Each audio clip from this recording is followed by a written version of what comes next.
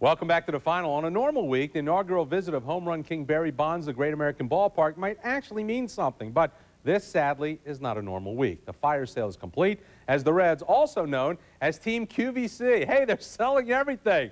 Forging ahead in the opener of a 3-game set against Bonds' San Francisco Giants.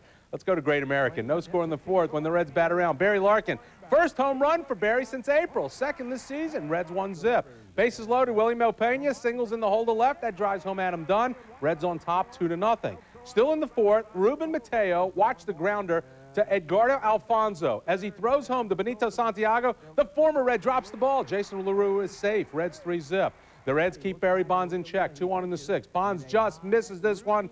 Willie Pena is out there making the catch for the out. The next pitch to Andres Galarraga. Hits into the 6-4-3 double play. Paul Wilson going 7 strong innings until Pedro Feliz goes deep to right center field. That's a 2-run blast and cuts the Reds' margin to 3-2. Now, watch what happens in the 8th. Brian Reed thinks he's K'd Marquise Grissom. The ump says Grissom fouled it. Look again. No way. Not even close. Dave Miley comes out to argue the point, but Grissom stays up, reaches on a single, then scores when Santiago singles the left. We are deadlocked at 3 apiece. But Juan Castro makes everyone forget the ump's mistake. Bangs this 2-run homer to left. The Reds win 5-3. That's 3 straight victories, 6 out of 7. Their 26th win in their final at bat.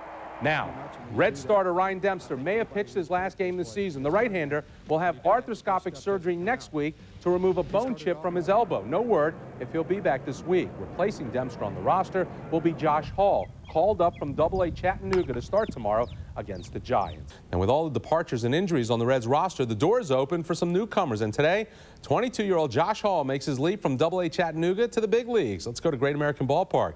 Josh Hall making his major league debut for the Reds, and look what happens when Barry Bonds steps up. He ain't joshing. Bonds bashes his 34th homer this season, career number 647.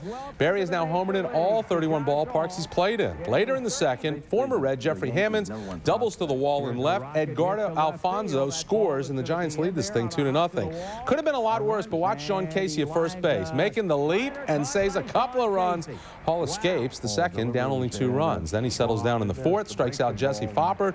Mom and wife loving Josh's 4-hit over 5 innings. And D'Angelo Jimenez is happy as he bangs his first homer as a Red. Cuts the Giants' lead to 2-1. Sean Casey then makes another spectacular catch. Watch this on Rich Aurelio's pop-up. Casey goes into the stands looking for some popcorn, I think, but he comes up with a baseball. Nice catch there. Now in the Reds' 5th, Juan Castro hits into what should be a double play, but Foppert throws it away. And then the bases are loaded for Ray Almedo. Watch here as he bunts over the pitcher's head. Pedro Feliz with the heck of a play, but Castro beating the throw home. We are tied at 2-all. Sacks jammed again, and Casey delivers the 2-run single, driving home Hall and Jimenez. The Reds up 4-2. Ryan Wagner gives up home runs to Benito Santiago, and here to Andres Galarraga. That makes it a 4-all ball game. But in the 7th, Scott Air throws 4 straight balls to Barry Larkin with the bases loaded. You know what that means? Jimenez scores the go-ahead run, and it's Felix Heredia's turn to close it out. Gets Nefi Perez to fly out to end the ball game. The Reds win 5-4, take their 4th straight, 5 out of 6 since the Bowden and Boone firings. Normally it's the players kind of directed towards the media, the players directed towards, you know, the world. In this case, I think it's the players in here directed towards the, you know, the decision to trade some of the better players that we had this year away. So, you know, I don't want to say the players versus the front office, but, you know, guys down here were upset about what happened. And like I said, now there are opportunities and guys are taking advantage of it. And 2 players inducted into the Reds Hall of Fame tonight. Dummy Hoy, who played outfield for the Reds before the turn of the century. He was not only a mute, but the first deaf player in the major leagues. And left fielder George Foster, who was a main cog in the Big Red machine. I work with kids now in hitting in every aspect of the game, but it's always great to see myself up there performing because you don't get a chance when you play, but now you look and say, yeah, I was a pretty good player. Well, the new-look Reds say goodbye to Josh Hall, optioned back to AA Chattanooga after pitching well yesterday. In his place, outfielder Mark Budzinski, brought up from Louisville. The roster shuffling, which started at the beginning of last week, continues. Still, The team tries to match its longest winning streak of the season and complete a 3-game sweep of the first-place Giants. Let's go to Great American Ballpark tonight. Let's show you batting practice. Barry Bonds putting on a show. Watch this. It hits the top of the tall stacks in center and then leaves the building. Wow.